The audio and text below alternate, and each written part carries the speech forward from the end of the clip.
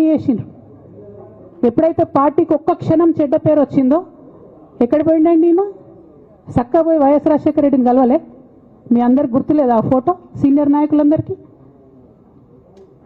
బాగా మాట్లాడతారు, అన్ని దగ్గర ఉన్నా, నేనే ఉన్నా, నేను ఎక్కడ లేను. నిన్న పాపం చాలా మంది ఈ కొత్త కొత్త సోషల్ మీడియా పిల్లలు ఉన్నట్టు వాళ్ళకి హిస్టరీ తెలియదు అనుకుంటా, అందుకే చెప్తున్నా ఇవాళ. అదేవిధంగా నేను పెద్ద ట్రబుల్ షూటర్ అంటారు. ట్రబుల్ షూటర్ కాదు, ఈజ్ అ బబుల్ షూటర్. ఆయన ఏంటంటే ట్రబుల్ ఆయన్నే క్రియేట్ చేస్తాడు, చేసి నేనే సాల్వ్ చేసినట్టు నటిస్తాడు. నేను లేటెస్ట్ ఎగ్జాంపుల్ చెప్తా పట్టురు. నేను మొన్న దాసోజు శ్రవణ్ అన్న ఎలక్షన్ ఎమ్మెల్సీ ఎన్నికలలో బీఆర్ఎస్ పార్టీ డిసైడెడ్ ఒకటే క్యాండిడేట్ని పెడదామని. కానీ హరీష్ రావు గారు ఇంటర్నల్గా బీజేపీ వాళ్ళతో మాట్లాడుకొని ఏం చెప్తారంటే, మీ దగ్గర నుంచి ఒక క్యాండిడేట్ని ఇవ్వండి, నేను మామయ్యని కన్విన్స్ చేసి రెండో క్యాండిడేట్కి పెట్టిస్తా అంటే he wants to create a trouble. ఈ క్రైసిస్లో ఆల్రెడీ మన పార్టీలోకి వెళ్ళి 10 మంది ఎమ్మెల్యేలు వెళ్ళిపోయినాక, 38 మందిలో 10 మంది పోయినాక నువ్వు ఇంకో సెకండ్ క్యాండిడేట్ని పెడితే ఎంత కన్ఫ్యూజన్ అవుతుంది? ఎవరెవరు ఎటెట్ ఓట్లు వేస్తారు? అంటే హార్స్ ట్రేడింగ్కి ఈయన ట్రబుల్ షూటర్ గారు ట్రబుల్ని ఓపెన్ చేస్తారు అన్నట్టు. నాకెందుకో లక్కీగా ఒక బీజేపీ ఎమ్మెల్యే గారు ఫోన్ చేసి, అక్క మరి పెద్దసారి పర్మిషన్ ఉందా హరీష్ అని ఇట్లా అంటున్నారంటే, నేను డైరెక్ట్గా పెద్దసారికే ఫోన్ చేసి నాన్న మరి ఇట్లా అంటున్నారు, మనం సెకండ్ క్యాండిడేట్కి పర్మిషన్ ఇస్తారంటే, nothing doing, only Shravan will get elected. ఎవరు చెప్పారు మీకు అన్నారు. అంటే నేను ఆ విషయం వెంటనే అటువైపు కన్వే చేసిన, లేదండి మాకు అట్లాంటి ఆలోచన లేదు. ఎందుకు ఈ రీసెంట్ ఎగ్జాంపుల్ చెప్తున్నా ఇవాళ అంటే, హరీష్ రావు గారు ట్రబుల్ క్రియేట్ చేసి ట్రబుల్ని మాఫీ చేసినట్టుగా ప్రయత్నం చేస్తారు. బీఆర్ఎస్ కార్యకర్తలందరికీ నేను నా తమ్ముళ్ళకి రిక్వెస్ట్ చేసి చెప్తున్నా, మా చెల్లెలకు రిక్వెస్ట్ చేసి చెప్తున్నా, మీకు పెద్ద స్థాయిలో జరిగే అన్ని విషయాలు తెలియకుండా అందరూ మన వెల్ విషర్స్ అనుకుంటారు. అది మీ తప్పు కాదు, ఎందుకంటే కేసీఆర్ సార్ అంత ఓపెన్ మైండ్తో ఓపెన్ హార్ట్తో ఉంటారు కాబట్టి బీఆర్ఎస్లో ఉన్న అందరూ అట్లే ఉంటారు అనుకుంటారు. కానీ చాలా మందికి చాలా హిడెన్ ఎజెండాస్ ఉన్నాయి. ఒక పక్క కాంగ్రెస్తో కలిసి ఉన్నారు, ఇంకో పక్క బీజేపీతో మాట్లాడుతున్నారు, ఎటు ఎవరితోనూ అవసరమైతే అటు మాట్లాడుతున్నారు.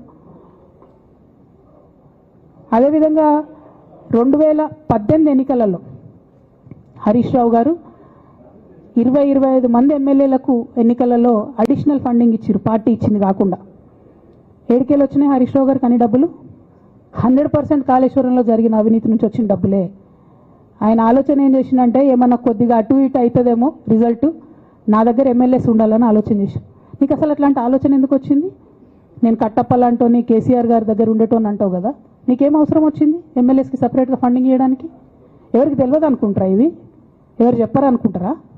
ప్రతి ఒక్కరు చెప్తారు ఎమ్మెల్యేస్ ఓపెన్, నా పేర్లు కూడా తెలుసు, చెప్తే బాగుండదు, ఎమ్మెల్యేలు ఇబ్బంది పడతారు. నేను అనేది ఏంటంటే, 2009లో రామన్న సిరిసిల్ల ఎలక్షన్లో మా బంధువుకు సంబంధించిన వ్యక్తులతోని 60 లక్షల రూపాయలు పంపిన హరీష్ రావు గారు రామన్నను ఓడగొట్టడానికి. నిన్నగాక మొన్న ఒక వీడియో మీరు కూడా చూసి, ఒంటేరు ప్రతాప్ రెడ్డి గారిది, మీ మామయ్యను ఓడగొట్టమని ఎంతంటే అంత డబ్బులు ఇస్తా అని చెప్పిర్రని.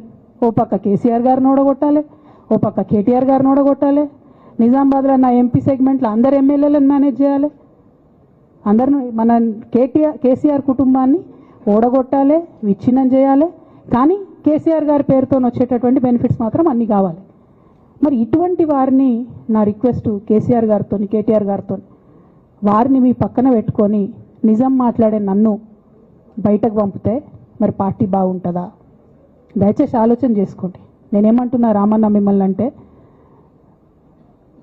నా మీద మీకు కోపం ఉండొచ్చు, నా మీద ఏముందో ఎవరేం చెప్పారో నాకు తెలియదు. నేను మాత్రం నా ప్రాణం పోయినా కేసీఆర్ గారికి హాని జరగాలని కానీ, కేటీఆర్ గారికి హాని జరగాలని కానీ కోరుకోను. అది నా నైజం కాదు. ఆడపిల్లలకు అట్లా ఉండదు. ఆడపిల్లలు ఇల్లు బాగుండాలనుకుంటారు. నా మనసుకి ఎంత గాయమైతే, నాకు ఎన్ని అవమానాలు అయితే, నాకెంత ఇన్సల్ట్ అయితే, నా మీద ఎన్ని కుట్రలు జరిగితే నేను ఇట్లా మాట్లాడుతున్నా. ఇది నా బాధ, ఇది నా ఆవేదన. నాన్న చూస్తలేరేంది వీళ్ళని అన్నది ఆవేదన, చూసుకుంటా క్షమిస్తారేంది ఇంకెన్నిసార్లు క్షమిస్తారు అన్నది నా బాధ. అంతే తప్ప నాకేం కోపం ఉంటుంది? ఎందుకు కోపం ఉంటుంది? నాకెంత ఎన్ని జన్మల పుణ్యం ఉంటే కేసీఆర్ లాంటి తండ్రి దొరుకుతాడు? కోట్లలో ఒకరికి ఉండేటటువంటి తండ్రి నాకు దొరికిండు. ఆయన లేకపోతే నేను ఎవరు ప్రపంచానికి తెలుస్తుందా? నాకెందుకు అవసరం ఉంటుంది? నాకేం కోపం ఉంటుంది కేసీఆర్ గారి మీద? నాకు బీఆర్ఎస్ పార్టీ మీద ఎందుకు కోపం ఉంటుంది? నాకు 27 సంవత్సరాలు ఉన్నప్పుడు నేను నా కొడుకుని, చిన్న పిల్లగాన్ని పసిగుడ్డుని ఎత్తుకొని ఇక్కడికి వస్తే, ఆ రోజు నుంచి ఈ రోజు వరకు నేను రోడ్డు మీదనే ఉన్నా, ఉద్యమాలే చేస్తున్నా, పోరాటాలే చేస్తున్నా, తెలంగాణ ప్రజల కోసం పనిచేస్తున్నా. 2014 నుంచి అధికారంలో ఉన్నప్పుడు కూడా నా ఇంటి దర్వాజాలు ఎప్పుడు తెలిసే ఉన్నాయి. ఇక్కడున్న మీడియా మిత్రులందరికీ తెలుసు. అధికారంలో ఉన్నా లేకున్నా నేను గిట్లనే ఉన్నా. అధికారంలో ఉన్నప్పుడు నన్ను ఏమి సాగనీయకుండా నన్ను ప్రతిపక్ష ఎమ్మెల్యేని చూసినట్టు ప్రతిపక్ష ఎంపీని చూసినా నేను ఇట్లనే ఉన్నా, ఓపెన్ మైండ్తోనే ఉన్నా. నేను కోరేది ఒకటే, కేసీఆర్ గారి ఆరోగ్యాన్ని కాపాడండి రామన్న, పార్టీని కాపాడండి, పార్టీలో ఉన్న కార్యకర్తల్ని కాపాడండి, అందరు బాగుండేలాగా ప్రజా సమస్యలు తీసుకోండి. నాకు అంతకుమించి కావాల్సింది ఏం లేదు.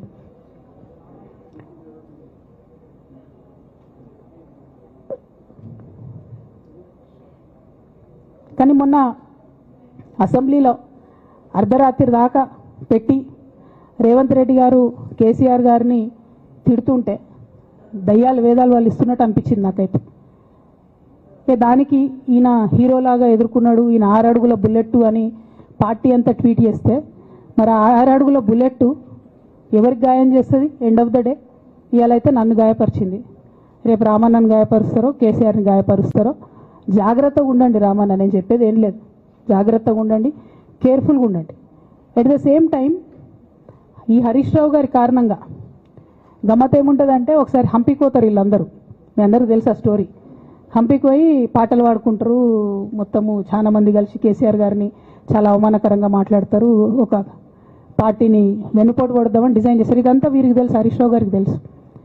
నేను ఆ రోజు సాక్ష్యం ఉన్న హరీష్ అన్న వచ్చి లిటరల్లీ రామన్న చేతులు పట్టుకొని, అరే మామయ్యకి ఎప్పుడు సింక్ ఆర్ సేల్, నేను మామయ్యతోనే ఉంటా అని చెప్పి అక్కడ మాట్లాడుకున్న వాళ్ళందరినీ పెద్దసారి దగ్గర అవుట్ చేసిండి. ఆ తర్వాత పర్యవసానంలో ఈటల రాజేంద్ర అన్న బయటికి వెళ్ళడం. ఈ మహానుభావుడు వల్ల జగ్గారెడ్డి దగ్గర నుంచి మొదలు పెడితే, చెరుకు శ్రీనివాసరెడ్డి ముత్యంరెడ్డి అన్న కొడుకు దగ్గర నుంచి మొదలు పెడితే, రఘునందన్ రావు గారు, మైనంపల్లి గారు, విజయశాంతి గారు, విజయరామారావు గారు, ఆయన పాత పెద్ద ఆయన ఉండే ఈటల రాజేందర్ గారు, వీళ్ళందరూ పార్టీలోకి వెళ్ళి పోయినారు కదా, పోలేదా? ఇవన్నీ హరీషన్న చేసినాయి కదా. ఆనాడు దుబ్బాక ఉప ఎన్నిక ఎందుకు ఓడిపోయినాం? దుబ్బాక ప్రజలకు ఇప్పటికి కూడా గుర్తుంటుంది. వాళ్ళందరూ ఒకటే మాట చెప్తారు, ఈయన సిద్దిపేటకు తప్ప రూపాయి రానియాడు దుబ్బాకకు, ఈయన వచ్చి ప్రచారం చేసిండు కాబట్టి మేము ఓటేయాలని ఓపెన్గా చెప్పారు ఆనాడు ఎన్నికలలో. దానికి ఏం రాపించుకుంటాడు ఈయన పేపర్లల్లో? ఒంటరి పోరాటం చేసి ఓడిన హరీష్ రావు. అసలు ఓడిపోయిందే మీ వల్ల కదా. మీరు మీడియా మేనేజ్మెంట్లో సూపర్ అలా డౌట్ ఏం లేదు. రామన్న యూట్యూబ్లు మేనేజ్ చేసి, నా మెయిన్ స్ట్రీమ్ మీడియా మేనేజ్ చేస్తాడు అంతే, అంతకుమించి వేరే ఏం లేదు. నేను రామన్నని రిక్వెస్ట్ చేస్తున్నా, అన్న మీరు కూడా ఆ స్కిల్ నేర్చుకోండి అన్న. అట్లనే ఈటల రాజేందర్ గారు ఉప ఎన్నిక దగ్గరుండి హరీష్ అన్న గెలిపిలేదా అండి ఈటల రాజేందర్ని? ఆనాడు పీసీసీ అధ్యక్షుడిగా ఉండి రేవంత్ రెడ్డి గారు ఏమంటారు, కాంగ్రెస్ పార్టీ ఓడిపోతుంది ఇడా అని చెప్తాడు. ఆయన ముందే డిక్లేర్ చేసిండు, ముందే చేతులు ఎత్తేసిండు. హరీష్ అన్న ఆడ పోయి కూర్చొని మరి ఈటల రాజేందర్ అన్నని గెలిపించొచ్చాడు. ఈ బంధం రేవంత్ రెడ్డి గారిది హరీష్ రావు గారిది అప్పటి నుంచి కొనసాగుతుంది, కొత్త బంధం ఏం కాదు ఇది. నేను కేసీఆర్ గారిని పెద్దల్ని రిక్వెస్ట్ చేసేది ఒకటే, ఈయన చేస్తున్న నక్క జిత్తుల్ని దయచేసి గమనించండి. ఇవాళ నేను బయట పోతా కావచ్చు, నాదేముంది, ఉద్యమంలోకి వెళ్ళి వచ్చినా వాళ్ళ ఉద్యమంలోకే పోతా, నాకు భయం ఏముంటుంది, నాకు ఎన్నడూ పదవుల మీద ఆశ లేదు.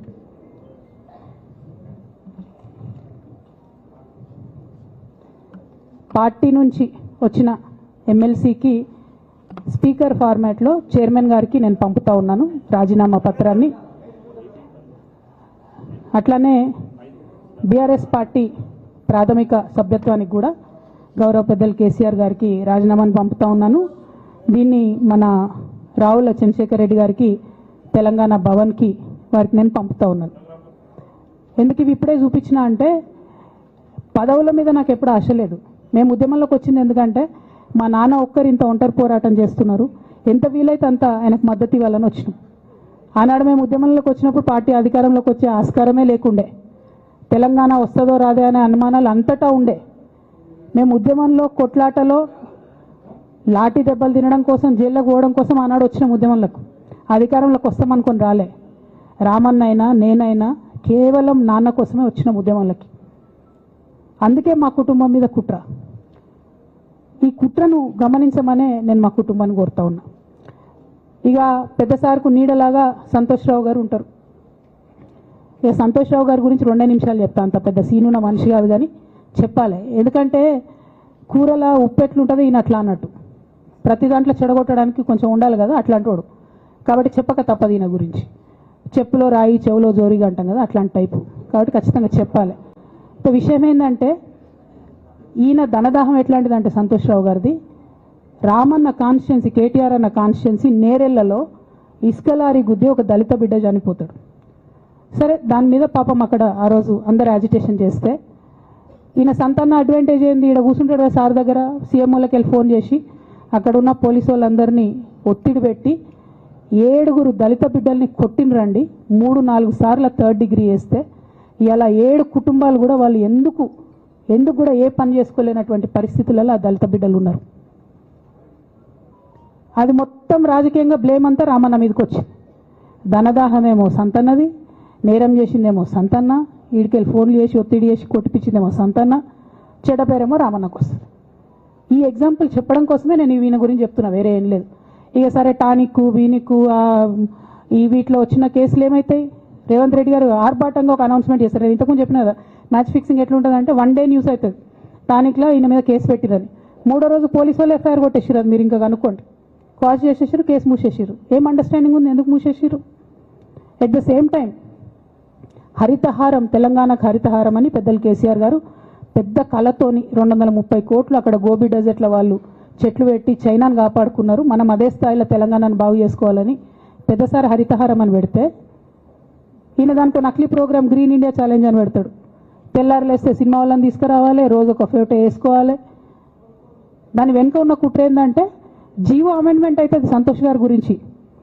ఆ ఫారెస్ట్లను 10% ఇన్కమ్ ఎవరన్నా ఇస్తే అమ్యూజ్మెంట్ పార్క్లకు ఇస్తారన్నట్టు. దానికోసం జీవో అమెండ్ అవుతుంది. దానికి ప్రభాస్ గారిని, చిరంజీవి గారిని, అనేక మంది సినిమా స్టార్లను మోసం చేసి వాళ్ళని తీసుకుపోయి వాళ్ళతో ఫోటోలకు పోజులు ఇప్పించి ఫారెస్ట్లను కొట్టేయాలని ప్లాన్ అయినది. ఇక ఈయనకి 2-3 మనుషులు ఉంటారు సంతనకి. ఒక ఆయన పోచంపల్లి శ్రీనివాస్ రెడ్డి అని ఎమ్మెల్యే. ఇది నాకు విషయం ఎవరు చెప్పారంటే మన పల్లరాజేశ్వర రెడ్డి అన్ననే చెప్పిండు. మీకు ఏమైనా డౌట్లు ఉంటే ఆయన అడగొచ్చు. ఈ పోచంపల్లి శ్రీనివాస్ రెడ్డి అనేట ఆయన వరికోల్ అనే ఊరు, సామాన్య కుటుంబం, మధ్యతరగతి కుటుంబం. ఇవాళ అక్కడ ఆయన శ్రీమంతుడు అని పిలుస్తారు పోచంపల్లి శ్రీనివాస్ రెడ్డి గారిని. ఇక్కడ నాకు పల్లరాజేశ్వర రెడ్డి గారు చెప్పిన సమాచారం ప్రకారం మోకిల్లాలో mega Srinivas Reddy, mega company ఉంది కదా, ఈ కాళేశ్వరంలో అవినీతి చేసిన mega company plus Pochampally Srinivas Reddy garu కలిసి 750 కోట్ల విల్లా ప్రాజెక్ట్ చేస్తున్నారు మోకిల్లాల. 7 వచ్చినాయి అవి, అవినీతి డబ్బులు కాదా? ఎట్లా వస్తాయి? ఎవరైనా who is this Pochampally Srinivas Reddy? Santosh Rao classmate. అది తప్ప ఆయనకున్న అర్హత ఏం లేదు. ఆయనకి ఎమ్మెల్సీ వస్తుంది, కాంట్రాక్ట్లు వస్తాయి, ఇంకేందో వస్తాయి.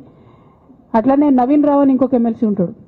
ఆయన డైరెక్ట్గా మా ముఖం పట్టుకొని అందరి ముంగట అంటాడు, నాకు ఎమ్మెల్సీ ఇచ్చింది కేసీఆర్ గారైనా నాకు దేవుడు సంతోష్ అంటాడు ఆయన. నిన్న మొన్న వాళ్ళ ఫాదర్ని పట్టుకున్నారు పేకాటల. ఏమైంది కేసు? ఆల్రెడీ నవీన్ రావు గారు పోయి మన ముఖ్యమంత్రి గారు కాళ్ళు పట్టుకున్నట్టుగా తెలిసింది. వాళ్ళ తండ్రిని విడిచిపెట్టారు, ఈయన మీద భూ కబ్జా కేసులు ఉంటే అవి విడిచిపెట్టారు. అంటే ఓ పక్క సంతోష్ రావు గ్యాంగు, ఇంకో పక్క హరీష్ రావు గ్యాంగు 100కు 100% రేవంత్ రెడ్డి గారితో, ఇక్కడ ఉన్న కాంగ్రెస్ ప్రభుత్వంతో, అవసరమైన సందర్భంలో పైనున్న బీజేపీతోని వాళ్ళు కోఆర్డినేషన్లో ఉండి బీఆర్ఎస్ పార్టీకి జలగల్లాగా పట్టి పీడుస్తున్నారు. నిరంతరం బీఆర్ఎస్ పార్టీకి నష్టం చేస్తున్నారు. ఎంత దారుణాన్ని కొడిగట్టిరంటే ఆఖరికి నా ఓటమితో ప్రారంభమైంది అది. నిజామాబాద్లో నా ఓటమిలో కుట్రలు చేశారు. ఆనాడే మనం రివ్యూ చేసుకుంటే బాగుండలేదు. కానీ ఇప్పుడు అది ఎక్కడికి వచ్చింది? కామారెడ్డిలో పెద్దసారి ఓడిపోయేదాకా వచ్చింది పరిస్థితి. 3వసారి ప్రభుత్వం పోయేదాకా వచ్చింది పరిస్థితి. ఒక్కొక్క ఎలక్ట్ అయిన ఎమ్మెల్యేని, ఓడిపోయిన ఎమ్మెల్యేలు, పత్రికా మిత్రులు మీరు మాట్లాడండి. సంతోష్ రావు గారి బాధితులు నాకు మామూలుగా ఫోన్ చేస్తలేరు. అచ్చా ఈ కంపెనీ పేరు బ్లూఫిన్ అట, మోకిలా. పల్లరాజేశ్వర రెడ్డి అని అప్పుడు పంపిన మెసేజ్ చూస్తున్న పాతది, బ్లూఫిన్ కంపెనీ మోకిలా. అయితే నేనేమంటున్నా అంటే ఇంత స్పష్టమైనటువంటి నేను ఇస్తున్నా, రేవంత్ రెడ్డి గారిని నేను ఛాలెంజ్ చేస్తున్నా. మరి ఎందుకు మీకు మీ ఏసీబీ వాళ్ళకు వీళ్ళ ఇండ్లు అడ్రస్లు దొరుకుతలేవా? ఏం అండర్స్టాండింగ్ ఎందుకు లేదు మీకు? లేకపోతే మీరు చర్యలు ఎందుకు తీసుకుంటలేరని నేను సూటిగా రేవంత్ రెడ్డి గారిని ప్రశ్నిస్తున్నా. ఇక తర్వాత వారు ఏం చేస్తారన్నది నాకు సంబంధం లేదు. ఇక నేను మాత్రం పర్టికులర్గా మళ్ళీ ఒకసారి నా బీఆర్ఎస్ పార్టీ కుటుంబ సభ్యులందరికీ, మా సొంత కుటుంబ సభ్యులకు కూడా రిక్వెస్ట్ చేస్తున్నది ఏంటంటే, నాకు 27 సంవత్సరాలు ఉన్నప్పుడు నేను రాజకీయాల్లోకి వచ్చిన, తెలంగాణ ఉద్యమం కోసం వచ్చిన. ఇవాళ నాకు 47 సంవత్సరాలు. అంటే నా 20 సంవత్సరాల జీవితం అంతా కూడా నేను బీఆర్ఎస్ పార్టీ కోసం, కేసీఆర్ గారి కోసం, తెలంగాణ జాగృతి కోసం, తెలంగాణ ప్రజల కోసం, తెలంగాణ ఆడబిడ్డల కోసం నేను గడిపిన. సడన్గా ఇవాళ నీకేం సంబంధం బీఆర్ఎస్తో అని, నువ్వెవరు అని చెప్పి సస్పెన్షన్ ఒకసారికి పంపిస్తే చాలా బాధాకరంగా ఉంది. పర్వాలేదు, అయినా నాకు ప్రజలు ఉన్నారు, నేను వాళ్ళ దగ్గర పోతా, వాళ్ళతో పాటు ఉంటా. కానీ బీఆర్ఎస్ పార్టీలో ఉన్న నాయకులకు, కార్యకర్తలకు రిక్వెస్ట్ చేస్తాను, సోషల్ మీడియాలో వచ్చే పిచ్చి పిచ్చి పట్టుకొని ప్రజాప్రతినిధులు ప్రెస్ మీట్ పెట్టింది నిన్న భవన్లో. నేను నిన్న మొన్నటి రోజు వాళ్ళ మీద ప్రెస్ మీట్ పెట్టినప్పుడు ఏమన్నా, కేసీఆర్ గారికి నష్టం చేసిన పార్టీ ఉంటే ఎంత పోతే ఎంత అన్న.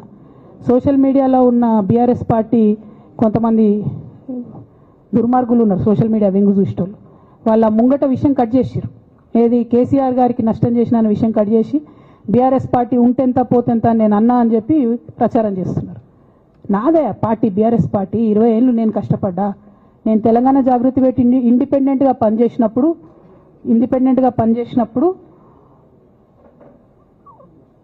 ఓటేయమని ఎవరికి చెప్పినా? నేను బీఆర్ఎస్ పార్టీకి ఓటేయమని చెప్పినా? నా జీవితంలో ఇంతవరకు నేను ఇంకో పార్టీకి ఓటేయమని చెప్పలే, ఇంకో పార్టీకి ఓటేయలే.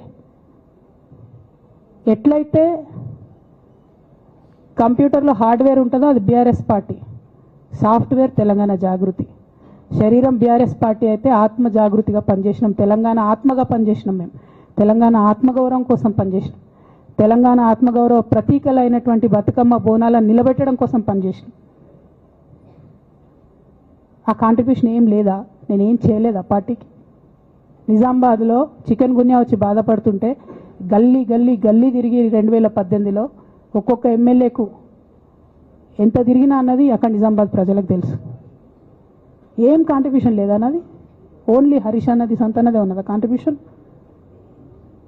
వీళ్ళు మేకవన్నే పులులు నాన్న, వీళ్ళు మీ ముంగట నటిస్తారు అంతే, బయట వాళ్ళ నిజస్వరూపం వేరేలాగా ఉంటుంది.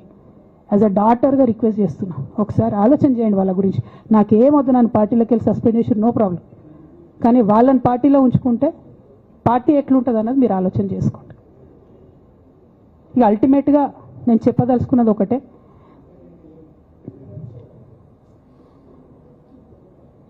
కలికాలం కాబట్టి అబద్ధాలు చెప్పేటోళ్ళది మోసం చేసేటోళ్ళది నడుస్తుంది, టెంపరీగా వాళ్ళది నడుస్తున్నది. వాళ్ళది నడిచింది, విజయం సాధించారు కాబట్టి ఇవాళ సస్పెన్షన్ నాకు వచ్చింది. బట్ నేను ఇదివరకు చెప్పినా మళ్ళీ చెప్తున్నా, నేను కర్మ సిద్ధాంతాన్ని నమ్ముతా. ఖచ్చితంగా ఇంతకు ఇంత దేవుడు వాళ్ళకు అనుభవింపజేస్తాడు, అందులో ఏం ఆలోచించాల్సినటువంటి అవసరం లేదు. Thank you. జై తెలంగాణ, జై కేసీఆర్, జై తెలంగాణ, జై కేసీఆర్.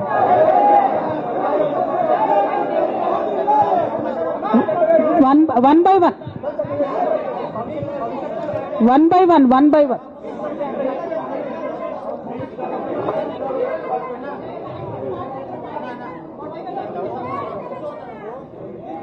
ఒక 1 minute హిందీలో చెప్పేసే అన్న, బయట నేషనల్ మీడియా మిత్రులందరూ అడుగుతున్నారు. ఒక 1 minute హిందీలో చెప్పేస్తా.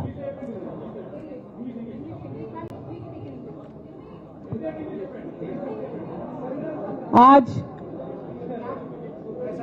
तेलंगाना की बेटी होने के नाते पूरे देश की जनता के साथ मैं ये बात कहना चाहती हूँ, पिछले 20 सालों के मेरे जिंदगी में मैंने हर दम हर वक्त बीआरएस पार्टी के उन्नति के लिए, तेलंगाना जनता के उन्नति के लिए, तेलंगाना के रैयतों के, तेलंगाना के महिलाओं के, तेलंगाना के युवाओं के उन्नति के लिए मैंने काम किया है. और इस पूरे 20 साल के जिंदगी में मैंने अपने लिए कभी कुछ नहीं मांगा है, लेकिन तेलंगाना की जनता ने, बीआरएस पार्टी ने मुझे बहुत प्यार दिया है. मेरे पिताजी ने मुझे सांसद बना के दिल्ली भेजा है, मुझे एमएलसी का मौका भी पार्टी ने दिया है, जिसके लिए मैं पार्टी का, मेरे पिताजी का, बीआरएस पार्टी का, पूरे परिवार का, तेलंगाना के आवाम का भी बहुत ही ज़्यादा मैं आभारी हूँ. लेकिन जो भी मुझे रिस्पॉन्सिबिलिटी दिया गया था मैंने पूरे शिद्दत के साथ काम किया है. कभी भी मैंने तेलंगाना के लोगों के खिलाफ काम नहीं किया है. लेकिन आज चंद लोग बीआरएस पार्टी में, हमारे आसपास पिताजी के इर्द गिर्द थोड़े लोग, जिनके जो वेस्टेड इंटरेस्ट है, जिनको अपनी ही फायदा की जो सोच है, ऐसे लोग बीआरएस पार्टी में उनका लीड रोल हो गया है. और उनके वजह से उन्होंने मेरे पिताजी के ऊपर, मैं ऐसा मानती हूँ, दबाव बना के मुझे पार्टी से निकालने का काम किया है. लेकिन अल्टीमेटली मैं ये मान के चलती हूँ कि मैं तेलंगाना की बेटी हूँ. मैं जब तेलंगाना में आके तेलंगाना के आंदोलन में शामिल हो गई, मैं रास्ते पे चली, मैंने लाठी खाई, मैं जेल भी गई, हर तरीके का जो भी कोशिश हो सकता है तेलंगाना के अलग रियासत हासिल करने के लिए मैं वो तमाम कोशिशों में शामिल थी। मैं तो आंदोलन से आई हूँ, इन्होंने अभी मुझे पार्टी से सियासत से निकालने का काम किया है, तो मैं फिर आंदोलन में चली जाऊंगी। लेकिन मैं बीआरएस पार्टी से, हमारे पिताजी से यही रिक्वेस्ट करना चाहती हूँ कि आपके इर्द गिर्द जो लोग जमा हुए हैं उनकी नीयत के बारे में आप सोचिए, क्या वो पार्टी के लिए काम आएंगे? आप इसके ऊपर गौर कीजिए। हमारे परिवार को तोड़ने का काम उन्होंने आज किया है, बीआरएस पार्टी के परिवार को तोड़ने का काम आज उन्होंने किया है। और ये किसके फायदे के लिए उन्होंने किया है? तेलंगाना के आवाम के फायदा के लिए उन्होंने नहीं किया है, उनके खुद के फायदा के लिए किया है।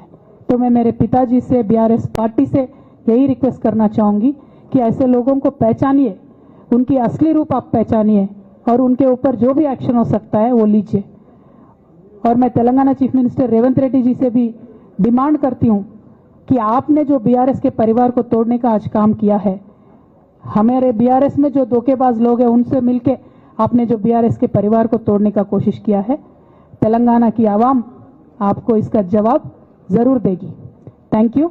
जय तेलंगाना। ఒకరు చెప్పండి.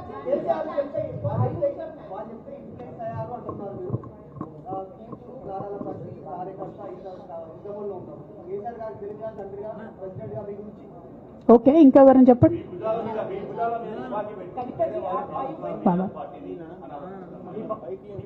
ఏమా నా భుజాల మీద తుపాకి పెట్టి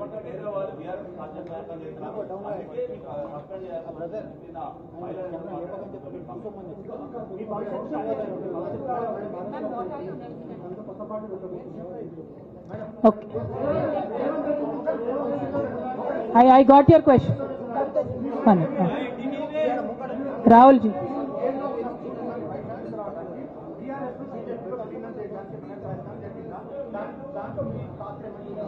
రాహుల్ గారు మీరు పాత క్వశ్చన్ అడుగుతున్నారు. కొత్త ఇష్యూ ఏంది అని అంటే బీఆర్ఎస్ పార్టీలో సస్పెన్షన్లో ఖచ్చితంగా కేసీఆర్ గారి మీద ఒత్తిడి తీసుకొచ్చే ఈ సస్పెన్షన్ చేశారని నేను నమ్ముతా ఉన్నాను. ఒక్కొక్కసారి ఏమవుతుందంటే చిన్న వ్యక్తులు బాగా నడుస్తుంది, పరిస్థితులు సందర్భాన్ని బట్టి పెద్ద వ్యక్తులు కూడా కొన్ని కఠినమైన నిర్ణయాలు తీసుకోవాల్సి వస్తుంది. కేసీఆర్ గారు ఈ నిర్ణయం ఎందుకు తీసుకున్నారో అని అడిగేంత పెద్దదాన్ని కానీ అంత రాజకీయ అనుభవం కానీ నాకు లేదు. సో వారు తీసుకున్నటువంటి నిర్ణయాన్ని నేను శిరసా వహిస్తాను. వారు ఎందుకు తీసుకున్నారో ఈ నిర్ణయం నాకు తెలియదు. కానీ నాకు ఒక సమస్య ఉంది, నేను రాసినటువంటి లెటర్ లీక్ అయిందని చెప్పి 100 రోజులైంది. ఆ సమస్య జరిగి 100 రోజులైంది. ఆ 100 రోజుల కన్నా ముందు కూడా నా మీద వివక్ష కొనసాగిందని వాళ్ళ నేను మీకు ఎగ్జాంపుల్స్తో సహా చెప్పే ప్రయత్నం చేశాను. ఆ 100 రోజుల నుంచి జరుగుతున్నటువంటి పరిణామాలను కూడా మీ అందరి ముందు పెట్టిన. ఈ 100 రోజులలో పార్టీ ఎప్పుడు కూడా నన్ను ఎక్స్ప్లెనేషన్ అడగలేదు. నిన్న నన్ను సస్పెండ్ చేసే ముందు కూడా నన్ను ఎక్స్ప్లెనేషన్ అడగలేదు. ఇంకా చెప్పిన కదా, విచిత్రమైన విషాదం ఏంటంటే సడన్గా డిసిప్లినరీ కమిటీ పుట్టుకొచ్చింది. సడన్గా ఈయన రవీంద్రరావు అంటే దానిలో సంతకం చేసిండు, ఆయననే సార్ని తిట్టిండు మళ్ళీ మొన్న ఎలక్షన్ ఓడిపోయినప్పుడు. సో ఈ అన్నీ చూసి నాకేమనిపిస్తుందంటే చాలా ఒత్తిడిలో చాలా ప్రెషర్ పెట్టి సార్తో చేపించారని నేను అనుకుంటున్నాను.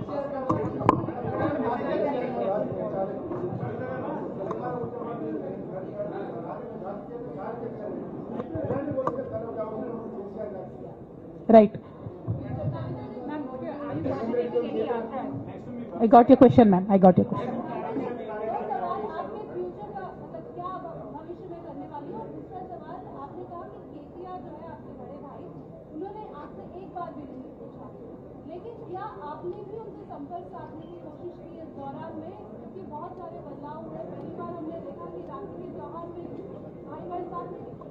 నేనేమంటున్నా అంటే కేసీఆర్ గారి రాజకీయ పరిజ్ఞానాన్ని క్వశ్చన్ చేసేంత స్థాయి నాకు లేదు, అంత అవగాహన కూడా నాకు లేదు. కాకపోతే పెద్ద నాయకులు అనేక సందర్భాల్లో ఒత్తిడికి గురైనటువంటి విషయాలు చరిత్రలో మనం చూసినాం. ఇవాళ అదే జరిగిందని నేను భావిస్తున్నా. 1. 2, నేను ఈ లేఖ అనేటటువంటిది రిలీజ్ అయిన తర్వాత ఎప్పుడు కేసీఆర్ గారికి కొంచెం ఇబ్బంది జరిగినా, అది కాళేశ్వరం కమిషన్కి వారు పిలుపుకొచ్చినా, 2 సార్లు వారు యశోద హాస్పిటల్కి వచ్చినా, నా చిన్న కొడుకు అమెరికాకి తీసుకెళ్లే సందర్భమైనా నేనే వారి దగ్గర పోయినా. నాకేం బేషనే ఉంటుంది, ఆయన మా నాన్న కదా. నేను పోయిన తర్వాత ఈ దుష్ట చతుష్టయం ఏదైతే ఉన్నదో, ఈ 2 గ్యాంగులు ఏవైతే ఉన్నాయో అక్కడ జరిగినట్టుగా మీడియాలలో విచిత్రమైన వార్తలు రాపించారు. ఎంత ఘోరం అంటే నేను నా కొడుకుని తీసుకపోతే నన్ను గన్మెన్లు రాలేదట. జరుగుతుంది అని ఎక్కడన్నట్ల. ఇటువంటివన్నీ మెయిన్ స్ట్రీమ్ పత్రికలు రాస్తాయి. మరి విచిత్రం నాకు అర్థం కాదు. మెయిన్ స్ట్రీమ్ పత్రికలు అనేటటువంటి ఇట్లాంటి వార్తలు మరి ఆడ ఎవరు లేని కూడా లేరు. ఎవరు చెప్పిరు, ఎందుకు రాపిచ్చిరు? సో నేనేమంటున్నా అంటే నేను ఎప్పుడు నాన్న దగ్గరికి వెళ్ళడానికి చూసినా కూడా మా మధ్య స్పర్ధ పెంచడానికి అనేకమైన వార్తలు రాపిచ్చి అనేకమైన కుట్రలు ఈ గత 103 రోజులుగా కొనసాగుతూనే ఉన్నాయి నా మీద. కానీ అంతకుముందు కూడా జరిగినాయనేదే నేను చెప్తున్నా. అందులో భాగంగానే రాఖీ రోజు కూడా ఒక 24 గంటల ముందే నేను అన్నకు కూడా మెసేజ్ పంపిన. అన్న రేపు రాఖీ ఉంది, నేను వచ్చి కడతాను, మీడియా లేకుండా వచ్చి కడతాననే మెసేజ్ పంపిన. బట్ అన్న బిజీగా ఉండే ఎక్కడికో వెళ్ళిండ్రు, నేను అర్థం చేసుకున్నాను, అందుకే వెళ్ళి రాఖీ కట్టలేకపోయినాను. సో నేను నా వైపు నుంచి ఎక్కడ కూడా కమ్యూనికేషన్ చేయడానికి ప్రయత్నంలో లోపం జరగలేదు. అటువైపు నుండి కమ్యూనికేషన్ రాలేదు. నేను చెప్పాలనుకున్నవి నేను ఎత్తుకున్న ప్రజా సమస్యలు ఈ 103 రోజులలో మీ ముందున్నాయి, అవి చేస్తూనే ఉన్నా. ఇక భవిష్యత్తుకు సంబంధించినటువంటి విషయం నేనేం ఆలోచించలేదు.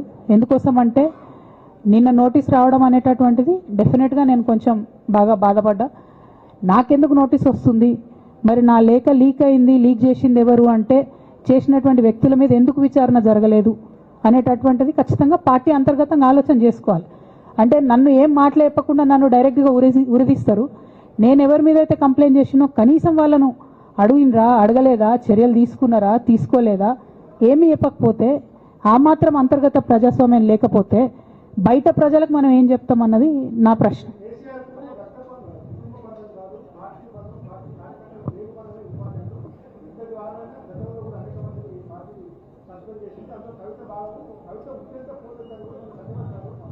నేనేమంటున్నా బ్రదర్, వాళ్ళందరికీ ఏది చెప్తే స్క్రిప్ట్ రాసిస్తే అది మాట్లాడతారు, దాంట్లో ఏముంటుంది. ఇప్పుడు పెద్ద సంఘటన జరగడం ఏంటిది, నన్ను పార్టీ నుండి విడగొట్టాలనేటటువంటి ఒక నిర్ణయం అది జరిగింది. జరిగిన తర్వాత ఇవన్నీ జరుగుతూనే ఉంటాయి, చిన్న చిన్న విషయాలు. అవంతా వ్యక్తులను సీరియస్గా తీసుకోవాల్సిన అవసరం లేదు.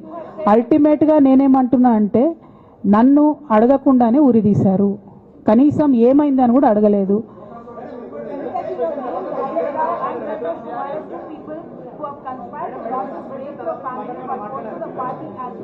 But this has also been portrayed as a succession matter, that your father actually chose your brother as a political heir and that you want space in the political party as a leader, and that's the reason why you have started making this kind of reversal. Madam నువ్వులోకి తీసాను madam. నేనేమంటున్నా అంటే నేనేమంటున్నా అంటే ఇప్పుడు ఈ నేను మాట్లాడే ప్రెస్ మీట్ చూస్తున్నటువంటి రాజకీయ నాయకులకు కావచ్చు, బీఆర్ఎస్ పార్టీకి సంబంధం లేని వ్యక్తులకు కావచ్చు, వాళ్ళకి ఇది ఒక ఎంటర్టైన్మెంట్, ఇది ఒక వార్త.